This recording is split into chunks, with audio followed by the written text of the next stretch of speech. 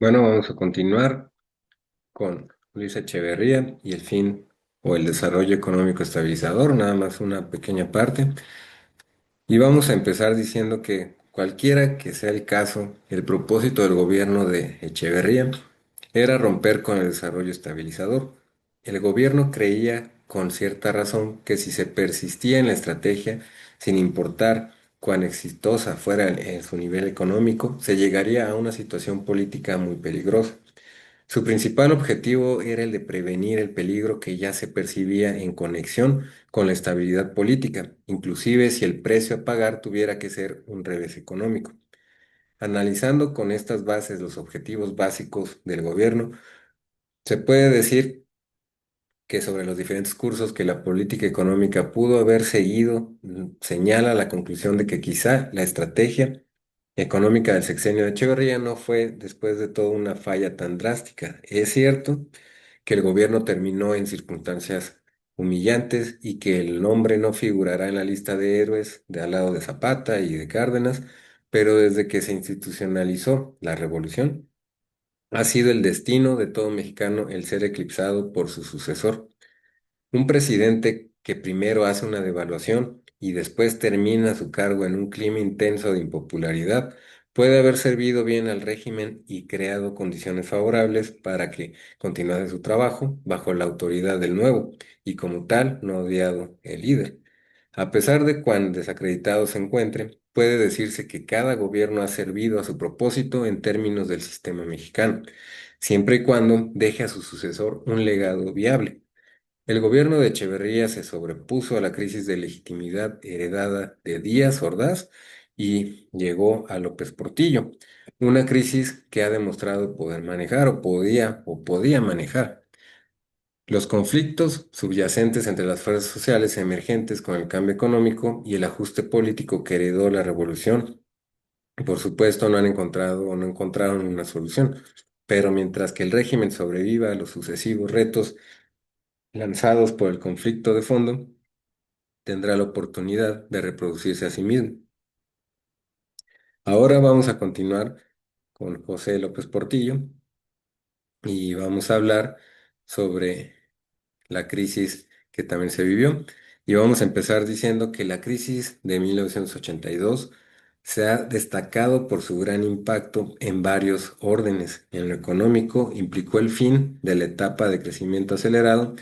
En lo social, provocó un retroceso en el nivel de bienestar de la población y en lo político, puso las bases para el rompimiento de la hegemonía del Partido Revolucionario Institucional.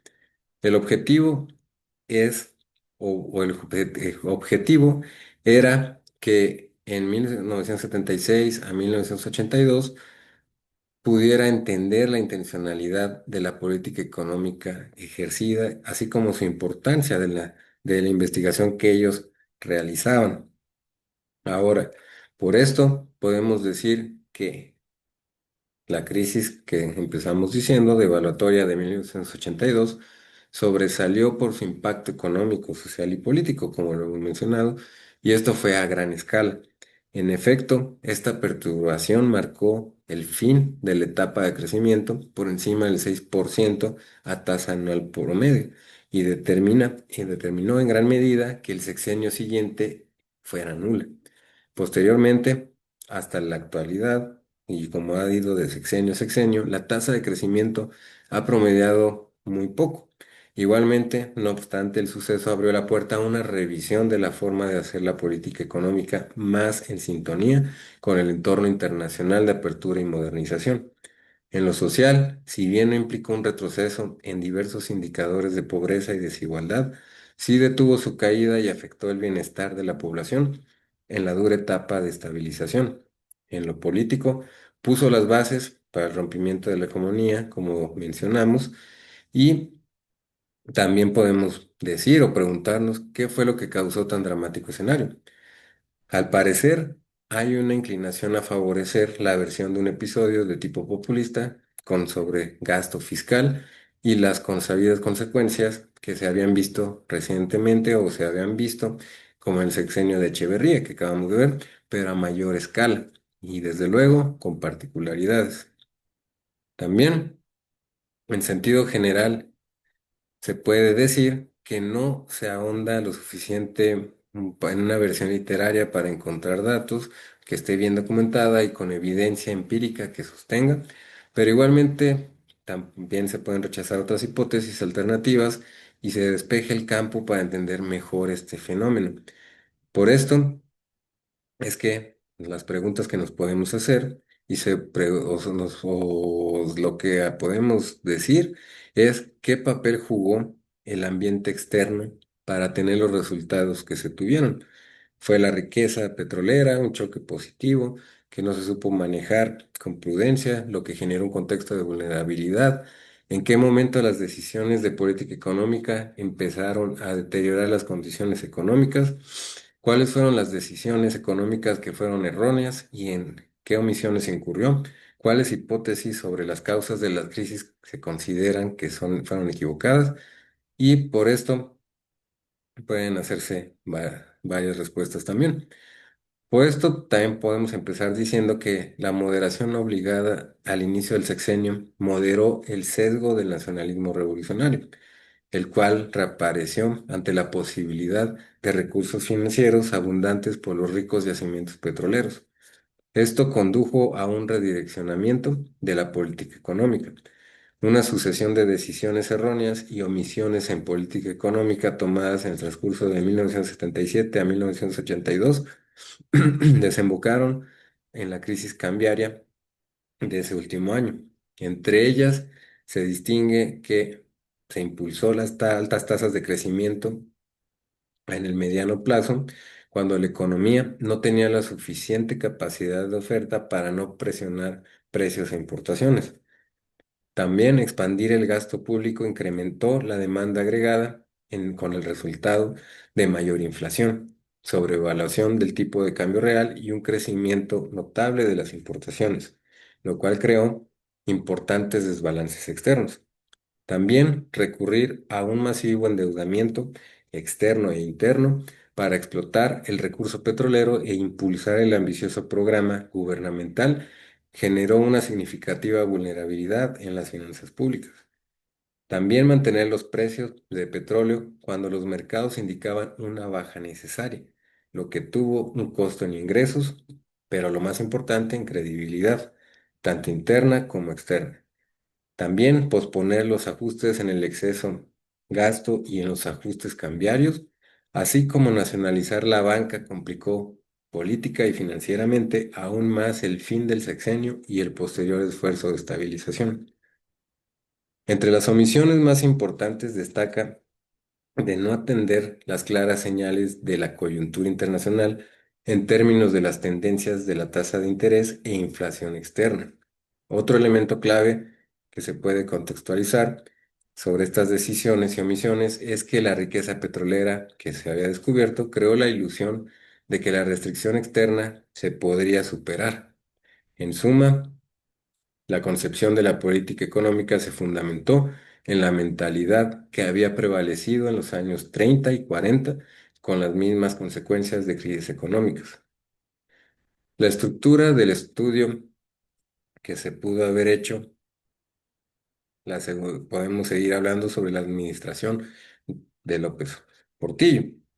Y podemos decir que constituyó repetir una anomalía en el sistema político mexicano al elegir a un secretario de Hacienda como candidato del partido oficial en lugar del secretario de Gobernación, como había sido el caso en 4 de las 5 decisiones desde la era civil. Amigos de juventud, Echeverría y López Portillo habían tenido trayectorias profesionales separadas, pero con el tiempo convergieron para dar este resultado. En el proceso de selección de Echeverría como candidato del PRI, López Portillo, subsecretario de la Presidencia, se habían alineado políticamente con el secretario de la Presidencia Martínez Manatou, uno más de los llamados presidenciables. Y al parecer fue una alianza de compromiso por su posición burocrática en el equipo de este último y no una deslealtad con el amigo.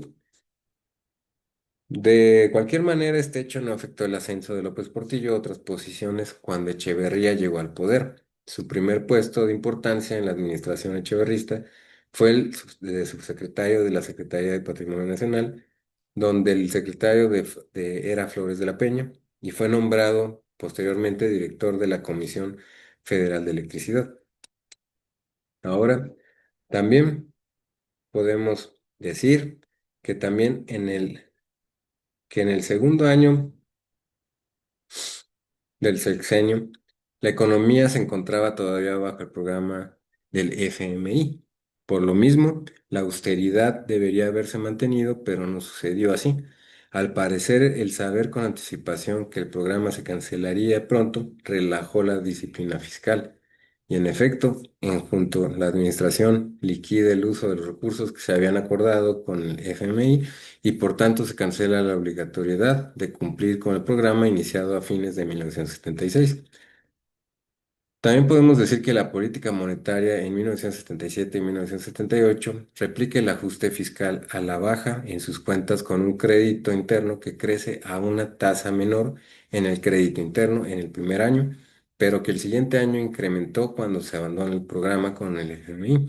La oferta monetaria refleja esta aceleración con una tasa de crecimiento importante y las reservas internacionales tienen una ligera recuperación que hace regresar a los niveles de los años 60 en términos del Producto Interno Bruto.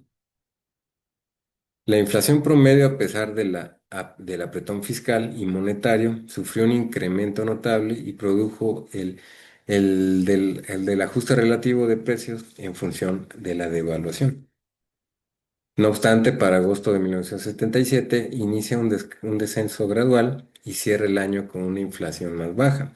A pesar de ello, el diferencial de inflación con Estados Unidos creció, pero el margen de subvaluación promedio se mantenía, aunque tiende a un deterioro en relación al observado en el punto más bajo de la subvaluación en noviembre de 1976.